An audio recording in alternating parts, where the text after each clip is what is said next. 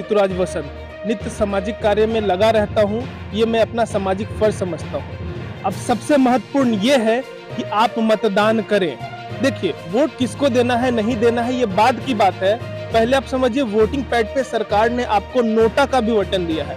Means 100% जब तक मतदान का लक्ष्य हम हासिल नहीं कर लेंगे, तब तक हम समाज की विकास की कल्पना नहीं कर सकते। वोट देने के लिए एक एक व्यक्ति को जाना जरूरी है।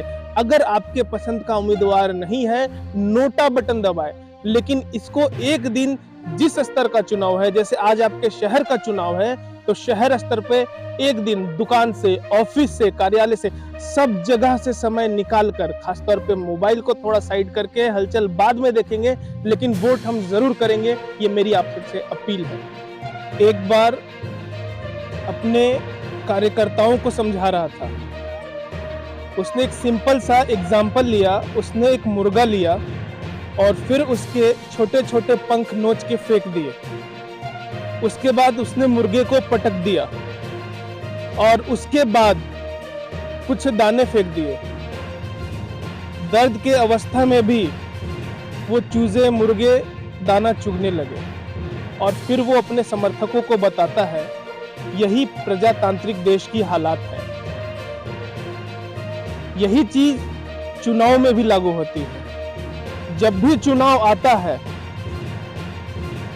एक हिटलर जैसे लोग आपके पास आएंगे।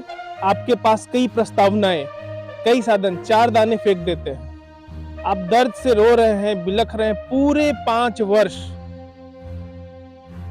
प्यारे मतदाता भाइयों, मैं आपको सिर्फ ये समझाना चाहता हूं, आज आपकी जो परिस्थिति है, आज आप जहां हैं और आप आज जहां जाएंगे, ये सारा निर्णय आप बनाते हैं। जीवन में कभी भी, कहीं भी किसी को दोष ना दीजिए। अगर आपके पास मत का अधिकार है, तो उस एक उंगली की ताकत जानिए। बूंद बूंद से धार बनती है, धार धार से नदी बनती है, कई नदी मिलकर समुद्र बनती है। ये परिकल्पनाएं, ये जो संभावनाएं आपको दिखाई जाती हैं, आपको समझाई जाती है, लेकिन आप 1 महीने के भीतर पाएंगे ये धरातल पर नहीं है। ऐसा युगों से होता आया है। कभी मुगलों ने लूटा है, कभी इस पार्टी ने शासन किया है, कभी इस पार्टी ने शासन किया है, कभी ये वंशवाद चला है, कभी ये परिवारवाद चला है, लेकिन करने वाला व्यक्ति योग्य ही होता है। अगर कोई योग्य व्यक्ति आपको समाज में है, तो सबसे पहले आपको मत किसको देना है, कब देना है, कैसे देना है, ये समझना होगा। कभी भी जितने प्रत्याशी हैं, आप उनसे मिलें, उनका साक्षात्कार करें, लोगों का रुझान देखें और लोगों का रुझान बनाने में उनके सहायक बने। लोगों का रुझान यदि बनाना है, तो उसके लिए आप सबको एक होना होगा। एक एक मत को एक करना होगा। इसके अलावा आपके पास कोई चारा नहीं है।